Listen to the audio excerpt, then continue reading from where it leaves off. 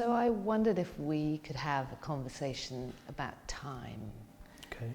I've been thinking a lot about your work over the last few years and the way in which there's a convergence of histories.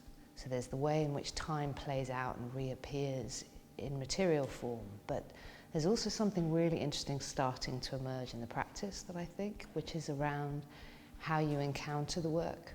And that might be through performance, through durational performance, test the limits of your attention, but the way in which you get this very interesting way in which the objects come up against each other. So I wondered if you could reflect on time and how you're playing with that in your work. Well, if we were to think about the way Ornette Coleman plays saxophone, that there could be a kind of melodic structure that represents time and maybe even form. And then Ornette Coleman is making decisions to accumulate ideas over and over again, so that even though time is moving forward, because the melody is playing itself over and over, time is also standing still. And as time stands still, Ornette Coleman can accumulate ideas, musical ideas.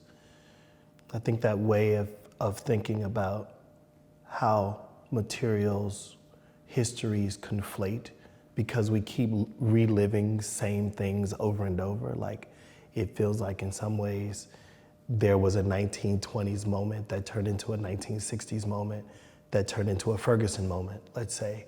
And the fact that we have to keep reliving civil rights means that I can make a thing, I can riff a thing, and it'll seem like time has stood still. That's not always a good thing when you think about certain politics, but I feel like in some ways the work is asking questions about how materials accumulate, how a place accumulates histories, how time is actually something that is not as linear as we imagine, and that a thing that's from the 17th century might be as relevant or more relevant in terms of an ideology as it is today. It reminds me of this geographer called Doherty, UK geographer. And she wrote this beautiful, beautiful text called Landscaper's Provocation. And it's about how we tend to think of sight as being static and stable, to which then an artist responds, if you like. But she talks about places, this progressive notion of place as being in a constant state of becoming. And what it both contains is the ground under your feet, which is shifting very, very, very slowly, but essentially over millions of years, it used to be south, now it's north. And I feel that with your work somehow, that there are these kind of, it's in a constant state of becoming. And in talking about our Bristol project, I've become very aware that there's a lot of aspects of the work that are implicit, and I'm very aware that you're cautious around things becoming too explicit. And I was just wondering if you could reflect on, if you're working on a project that is in a constant state of becoming and unfolding, particularly in the public realm, because there's a certain lack of control, how do you make decisions around, what do you watch for at the moments when you feel things are becoming too explicit, too nostalgic, too pinned down, maybe? Well, I mean, if we were to take this provocation idea, to say, in addition to provocation, that there's a way in which I imagine that materials and spaces have life in them.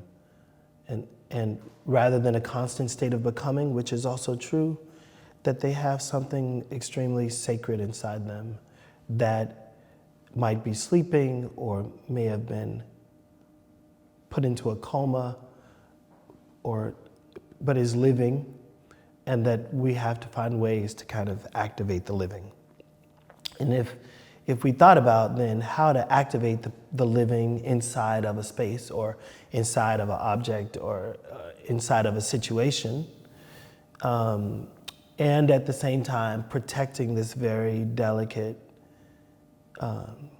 sleeping potential, that sometimes it's like you don't need to reveal the life in order to know that the life exists. And so I think I spend a lot of time kind of thinking about that back of house stuff, which is for me where the life is, and then kind of that back of house in relationship to all of these affects that we want. So if we want to activate an abandoned relic, that activation may require lots of negotiations that are never seen by a public. How do you think we can make changes within public art commissioning and public life and the way in which artists can contribute to that? The challenge in public projects is that a bureaucracy wants to know what it's getting so that it feels like it's a good steward of public money, and that if that thing is understated, it becomes hard to measure whether or not the thing will actually have a certain kind of value for a public. And as a result of the high expectation that you deliver a thing completely, it takes away the possibility within an artistic practice to be iterative or for one thing to generate a new set of ideas, for the work to change. And so I think that there's a kind of compromise then between the governance and artistic expectation. But there has to be value inside of the policy for the reality of artistic inclination. And it's not that policy is always right or an artist is always right. I just think that there are times when those two things don't listen to each other, so that you can make governmental bureaucracy sensitive to artistic whim. We do it in architectural processes all the time. I don't know if we always value artists enough to respect those processes. I think we think, oh, what you gonna make, some sundials? Oh, why don't you just make some sundials? Hey, you're gonna make a mural? Just make the mural. It's like, and the idea that there's not rigor involved. And so I think that some of that is just from policymakers that are not sensitive enough to understand process. And then it means artists have to help others understand what that process looks like, so that that process gets converted into a code that makes sense for public dollars. And so one of the things I've tried to do in thinking about the Bristol project is to ask myself, how could I make a big enough platform by which my work is the creation of the platform, and then a city's work, its people's work, is to kind of activate that platform with me. And then maybe there's a way that on this platform I demonstrate a way of performing, or I act as a provocateur to an engagement, and then I invite my new friends and they invite their friends. What's been most exciting is that any platform that I create, Bristol and its cultural communities has the capacity to respond in great ways. So it's really like a kind of a collaboration with every artist in the city, or with the city itself.